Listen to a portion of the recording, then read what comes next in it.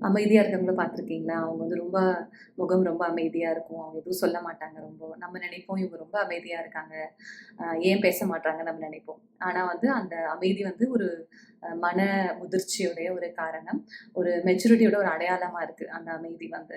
So எந்த சூழ்நிலையிலும் அவங்க ரொம்ப அமைதியா இருப்பாங்க. ஆனா அவங்க 5 விஷயங்கள் செய்ய மாட்டாங்க. அவங்க என்னென்ன விஷயங்கள் செய்ய மாட்டாங்க? அதனால அவங்க எப்படி அமைதியா இருக்காங்கன்றத நம்ம பார்க்க போறோம். ஸோ முதல் விஷயம் வந்து அமைதியா இருக்கவங்க வந்துட்டு சட்டுன்னு வந்து ரியாக்ட் பண்ணவே மாட்டாங்க. எந்த விஷயத்துக்கும் உடனே கோவப்பட மாட்டாங்க. உடனே வாய் திறந்து அவங்க ஒப்பீனியன சொல்ல மாட்டாங்க. அவங்க ரொம்ப அமைதியா இருப்பாங்க. நீங்க கவனிச்சு பாருங்க. எதுவுமே உடனே அவங்க சொல்ல மாட்டாங்க. அவங்கள கேட்டா மட்டும் தான் சொல்லுவாங்க. ஏன்னா, அவங்க வந்து அந்த இத என்ன பண்றாங்க, அப்சர்வ் பண்றாங்க. அந்த சூழ்நிலைய அவங்க அப்சர்வ் பண்றாங்க. தேவையில்லாம ஒரு விஷயத்துல அவங்க மூக்கு நுழைக்க மாட்றாங்க. ஏன்னா, அதுதான் அமைதியினோட ஒரு அடையாளமா கூட இருக்கு. இல்ல அதுதான் அமைதியோட ஒரு வழியா கூட இருக்கு. நம்ம என்ன நினைக்கிறோம், எல்லா விஷயத்தையும் நம்ம நுழையணும்னு நினைக்கிறோம். எல்லா விஷயத்த பத்தி நம்மளுக்கு ஒரு ஒப்பீனியன் இருக்கு. எல்லா விஷயத்த பத்தி கமெண்ட் அடிக்கணும்னு நம்ம நினைக்கிறோம். ஸோ அதனால என்ன ஆகுது, நம்ம மன அமைதி தான் என்ன ஆகுது, இதனால நம்மளுக்கு குறையுது. ஸோ அதனால முதல் விஷயம் வந்து அமைதியா இருக்கணும் அப்படின்னா, என்ன விஷயம் செய்யக்கூடாது அப்படின்னா, நம்ம வந்து தேவையில்லாத விஷயத்துல போக்கூடாது. அத பத்தி கமெண்ட் அடிக்கணும், அத பத்தி பேசணும்னு எனக்கு அவசியம் இல்ல. இன்னொன்னு கேட்டா கேட்டா மட்டும் தான் நம்ம ஒப்பீனியனையும், நம்மளுடைய ஐடியாவ நம்ம குடுக்கணுமே தவிர, தேவையில்லாம நம்ம போயிட்டு குடுக்கணும்னு அவசியம் இல்ல. இதன் மூலமா என்னோட அமைதி வந்து பாதுகாக்கப்படுது. இன்னொன்னு மரியாதையும் பாதுகாக்கப்படுது. ஏன்னா கேட்கும்போது சொன்னோம் அப்படின்னா நல்லா இருக்கு இல்லையா? நம்மளே கேட்காம போய் சொல்லி, அவங்க நம்மள இன்சல்ட் பண்ணிட்டு, இல்ல அவங்க நம்மள கேட்கல அப்படின்னா, அது இன்னும் கஷ்டமா இருக்கும். நான் சொன்ன ஒப்பீனியன் அவங்க கேட்கல. அவங்க என்ன இன்சல்ட் பண்ணிட்டாங்க அப்படின்ட்டு என்ன நடக்கும்? அந்த ப்ராப்ளமும் வரும். அதனால கேட்கும்போது பதில் சொன்னா போதும். கேட்கும்போது நம்ம ஐடியாவையும், நம்மளுடைய ஒப்பீனியனும், நம்ம கருத்த நம்ம குடுத்தா போதும். இது 1. ஸோ 2வது விஷயம் வந்து, அவங்க வந்து வீணான விஷயத்துல போய் ஆர்கியூமென்ட் பண்ண மாட்டாங்க. லைக் இப்போ ஒருத்தவங்க ஏதாவது சொல்றாங்க அப்படின்னா, அத கேட்டுப்பாங்களே தவிர, உடனே அத எதிர்கருத்து சொல்லி இது தப்பு அப்படின்னு என்ன பண்ண மாட்டாங்க, ப்ரூவ் பண்ண மாட்டாங்க. ஏன்னா, அவங்க என்ன பண்ணுவாங்க, அன்னெசசரி விஷயத்த வீணான விஷயங்கள போயிட்டு தன்னுடைய புத்தியும், தன்னுடைய அட்டென்ஷனையும், தன்னுடைய இன்ட்ரெஸ்ட்டையும் குடுத்து, அவங்கள தப்பு, நான் சரி அப்படின்னு காமிக்கணுன்றத நினைக்க மாட்டாங்க. ஏன் இது செய்யக்கூடாதுன்னா, இத செஞ்சோம் அப்படின்னா நம்ம மன அமைதி போயிடும். ஏன்னா நான் ஏன் போய் மத்தவங்களுக்கு ப்ரூவ் பண்ணணும், நான் ரைட்டு, நீங்க தப்பு, இல்ல நீங்க சரி, நான் தப்பு அப்படின்னு நான் எதுக்கு வந்து அத காமிக்கணும்? ஏன்னா அத காமிச்சேன்னா அது ஒரு ஒரு விதமான ஒரு ஈகோ சண்டையாயிடுது. இல்ல ஒரு விதமான வந்து மத்தவங்கள இன்சல்ட் பண்ற மாரி ஆயிடுது. இல்ல நான் பெரியவங்கன்னு காமிச்சுக்கிற மாரி ஆயிடுது. இதனால என்ன நடக்கும் அப்படின்னா, மன அமைதி கண்டிப்பா கெடும். ஏன்னா அவங்க நினைப்பாங்க, நீங்க ஏன் எனக்கு கரெக்ட் பண்றீங்க? நீங்க யார் எனக்கு சொல்றதுக்கு? அப்படின்னு வரும். ஸோ அதனால அமைதியா இருக்கக்கூடியவங்க என்ன பண்ணுவாங்க? அவங்க தேவையில்லாத விஷயத்துல அவங்க வந்து என்ன பண்ண மாட்டாங்க, ஆர்கியூ பண்ண மாட்டாங்க. இப்ப ஏதாவது பிரச்சனை நடந்ததுன்னா, அது உடனே சொல்யூஷன் கண்டுபிடிக்கணும்னு தான் நினைப்பாங்களே தவிர, அது பெருசு படுத்தணும்னு நினைக்க மாட்டாங்க. அமைதியா இருக்கணும் அப்படின்னா, நம்ம சொல்யூஷன் கண்டுபிடிக்கணும். நம்ம விதண்டாவாதம் பண்ணிட்டே இருந்தோம், ஆர்கியூ பண்ணிட்டே இருந்தோம் அப்படின்னா, அதுக்கு அமைதியே ஆகவே முடியாது. சொல்யூஷனும் கிடைக்காது. அது போயிட்டே தான் இருக்குமே தவிர, அதுக்கு முடிவே இல்ல.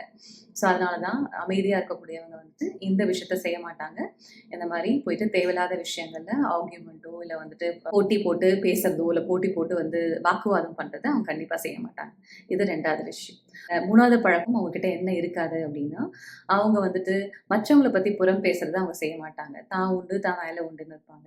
ஏன்னா, இதெல்லாம் பாருங்க, இந்த விஷயங்கள் மூலமா அமைதி இழக்கப்படுது. ஸோ ஏன்னா அமைதி இழக்கிறதுக்கு நெறைய வாய்ப்புகள் இருக்கு. இப்ப மத்தவங்கள பத்தி நம்ம புறம் பேசணும் அப்டின்னா, அதெல்லாம் நம்மளுக்கு வேஸ்ட்ஃபுல் எனர்ஜி. இவங்க என்ன பண்றாங்க? அவங்க என்ன பண்றாங்க? எது சரி? தப்பு? எவ்ளோ ப்ராசஸிங் நடக்குது பாருங்க. எவ்ளோ விஷயத்த நம்ம யோசிக்கிறோம். நம்ம மனசு எவ்ளோ தூரம் மத்தவங்கள பத்தி யோசிக்குதோ, எவ்ளோ தூரம் விரிவா எக்ஸ்பான்ஷன்ல ரொம்ப டீட்டெயில்டா நான் போறேனோ, அவ்ளோ தூரம் என்னுடைய அமைதி வந்து கண்டிப்பா கெடும். அமைதின்றது எவ்ளோ தூரம் மனசு அமைதியா இருக்கும். தேவையில்லாத விஷயங்கள யோசிக்காம, தேவைப்படுற விஷயங்கள மட்டும் யோசிக்கும்போது, மனசு ரொம்ப அமைதியா இருக்கும். ஸோ இந்த மாரி எக்ஸ்ட்ரா காசிப்பு, புறம் பேசுறது, மத்தவங்களுக்கு தப்பா பேசுறது, இந்த மாரி நீங்க செஞ்சுட்டே இருந்தீங்கன்னா, நீங்க யோசிச்சு பாருங்க. உங்க மன அமைதி வந்து கண்டிப்பா குறைவா தான் இருக்கும். ஸோ, அதனால அமைதியா இருக்கவங்க செய்யாத இன்னொரு விஷயம் வந்து நோ காசிப். புறம் பேச மாட்டாங்க. மத்தவங்கள பத்தி தப்பா பேச மாட்டாங்க. அனாவசியமான கருத்துக்களையும், அனாவசியமான கமெண்ட்ஸையும், அனாவசியமான மத்தவங்கள பத்தி இருக்கக்கூடிய விஷயங்கள ரொம்ப மாட்டாங்க. அப்படியே மத்தவங்க பேசுறத கேட்டாலும் அவங்க அமைதியா இருப்பாங்க. நீங்க கவனிச்சு பாருங்க. எங்கேயாவது காசிப் சர்க்கிள் இருக்கு. எங்கேயாவது புறம் பேசிட்டு இருக்காங்க. ஒரு 4 பேர் பேசிட்டு இருக்காங்கன்னா, அவங்க இருப்பாங்க அதுல. ஆனா எதுவுமே சொல்ல மாட்டாங்க. அவங்க அமைதியா இருப்பாங்க. ஏன்னா அவங்களுக்கு அதுல இன்ட்ரெஸ்ட் இல்ல. அவங்க அதுல வந்து ஆக்டிவ் பார்ட்டிசிபென்ட். அவங்க வந்து ரொம்ப வந்து அதுல போயிட்டு இன்வால்வ் ஆயி சொல்ல மாட்டாங்க. ஆனா மத்தவங்களையும் போய் கண்ட்ரோல் பண்ண மாட்டாங்க. ஏன்னா நம்ம யாரையும் கண்ட்ரோல் பண்ண முடியாதுல்ல. நம்ம தான் புறம் பேசாம இருக்க முடியும். மத்தவங்கள நீங்க பேசாதீங்கன்னு சொல்ல முடியாது. அவங்க பேசுனாங்கன்னா அவங்க பேசட்டும். ஆனா நான் என்ன பண்ணக்கூடாது? நான் அதுல ஈடுபடக்கூடாது. நான் ரொம்ப அதுல வந்து போக்கூடாது. ஏன்னா அப்பதான் என் மனசு அமைதி வந்து ஆகும். இதுல இன்னொரு விஷயமும் இருக்கு. ரொம்ப இந்த மாரி நம்ம நெறைய நேரம் அவங்க கூட ஸ்பெண்ட் பண்ணோம் அப்டின்னா, நம்ம பேசாம இருக்கலாம். ஆனா நம்ம அத எக்ஸ்போஸ் ஆகுறோம் இல்லையா? தேவையில்லாத இன்ஃபர்மேஷன் நம்ம கேட்டுட்டு தானே இருக்கோம். அதுவும் நமக்குள்ள போய் கண்டிப்பா நம்ம மன அமைதியும், நம்மளுடைய உள்ளுக்குள்ள இருக்க அந்த மன சுத்தத்தையும் வந்துட்டு கண்டிப்பா கெடுக்கும். ஸோ அதையும் நம்ம எவ்வளோ தூரம் முடியுமோ நம்ம லிமிட் பண்ணிக்கணும். நம்மளுக்கு தேவையில்லாத விஷயத்துல அதிக நேரம் குடுக்கணும்னு அவசியம் இல்ல. பேசுறாங்களா? ஓகே. அதுலருந்து கொஞ்ச நேரம் இருந்துட்டு நம்ம அங்கருந்து போயிடலாம்ல. ஏன்னா நம்மளுக்கு அது தேவையில்லாத விஷயம். அத கேட்டு நம்ம புத்தி தான் கெடப்போது. நம்மளுக்கு தான் 1008 கொஸ்டின்ஸ் வரப்போகுது. ஸோ, அதெல்லாம் அவாய்ட் பண்ணோம் அப்டின்னா ரொம்ப நல்லது. இது வந்து 3வது விஷயம். 4வது விஷயம் அமைதியா இருக்கக்கூடியவங்க என்ன பண்ண மாட்டாங்க அப்டின்னா, தன்னுடைய வாழ்க்கைய வந்து மற்றவங்களோட ரொம்ப ஒப்பிட்டு பார்க்க மாட்டாங்க. ஏன்னா கம்பேர் பண்ணும்போது என்ன ஆகும்னா, கண்டிப்பா 10 குறையாது கண்டிப்பா தெரியும். நெறைய விட குறைய தான் தெரிய போது. ஸோ, இத நெனச்சுட்டே இருந்தோம் அப்டின்னா, கண்டிப்பா அதுலயும் மனசு அமைதி போயிடும். ஏன்னா எனக்கு இது இருக்கு, அவங்களுக்கு இது இருக்கு, எனக்கு இது இல்ல. நம்ம மத்தவங்கள கவனிச்சுட்டே இருந்தோம்னு வச்சுக்கோங்களேன், நம்ம மேல கண்டிப்பா ஃபோக்கஸ் இருக்காது. ஸோ அமைதி கண்டிப்பா போயிடும். ஏன்னா நம்ம என்ன கவனிக்க போறோம்? நல்லது கவனிச்சா பரவால்ல. கெட்டது கவனிக்கிறோம் அப்டின்னா, அதனாலயே என்ன ஆயிடும்? நம்மளுக்கு மன அமைதி போயிடும். ஸோ மத்தவங்களோட கம்பேர் பண்றது, மத்தவங்க வாழ்க்கைய ரொம்ப வந்துட்டு யோசிக்கிறது, அத பத்தி பார்க்கறது, இதெல்லாம் அவங்க வந்து செய்ய மாட்டாங்க. கம்பேரே பண்ண மாட்டாங்க. யாரோடையும் தன்னோட ஒப்பிட்டு பார்த்துட்டே இருக்க மாட்டாங்க. தன்னுடைய விஷயத்துல, தன்னுடைய வாழ்க்கையில, தன்னுடைய கோல், தன்னோட குறிக்கோள், அதுல வந்து அவங்க மும்முரமா இருப்பாங்க. அதனால தான் அவங்களால அமைதியா இருக்க முடியுது.